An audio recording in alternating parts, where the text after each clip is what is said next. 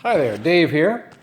I wanted to take a couple minutes to show everybody how I'm doing these broccoli sprouts and what to do to get them going. First of all, the broccoli sprouts, I've eaten quite a few of these, are wonderful. They say that they've got a property in there called sulfurophane, and it's 100 times more powerful in the broccoli sprout than it is in mature broccoli.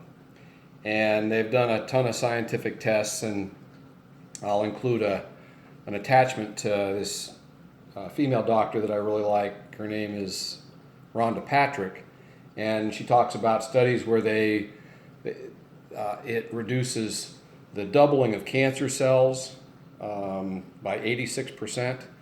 It's just a phenomenal antioxidant, skin, and just overall health. It activates 200 different types of cells that tend to go dormant with the SAD diet or standard American diet, and it wakes those all up. And it's just it's delicious as well. It tastes a little bit like radish. Anyway, so it's really easy to do. I bought these seeds from Johnny's Seeds, and costs about $9 a pound. And the way you do this is you take a tablespoon and you pour that into the jar. You take a piece of cheesecloth. I went to Kroger's and I bought a package of those for about $2. I made about 20 or 30 cuts.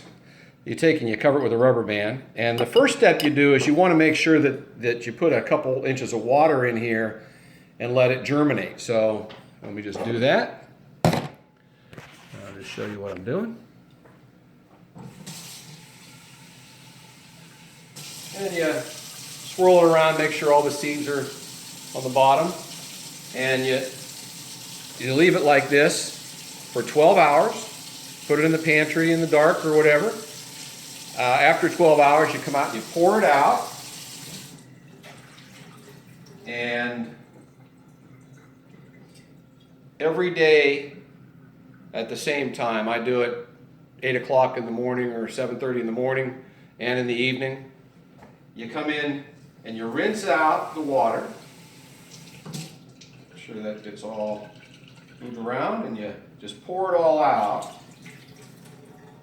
And then you find a bowl that you put it in. Let me just take you right over here, show you what I'm doing with all these guys.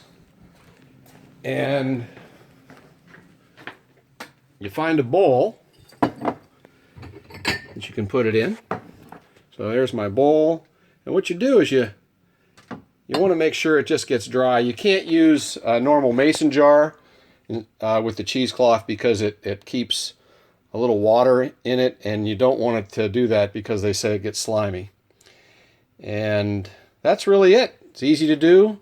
They say also if you freeze it, it's what happens with the way the sulforaphane is created is that when the skin of the broccoli is broken, then it's kind of like a chemical reaction that the sprout puts off to protect itself from insects and that kind of stuff. And that's what sulforaphane is. And if you freeze it, it tends to have that chemical reaction, but it takes, because it does it longer, it doubles the effect. So it's kind of an interesting thing. Anyway, let me know if you're interested. I'll send you a bag of seeds.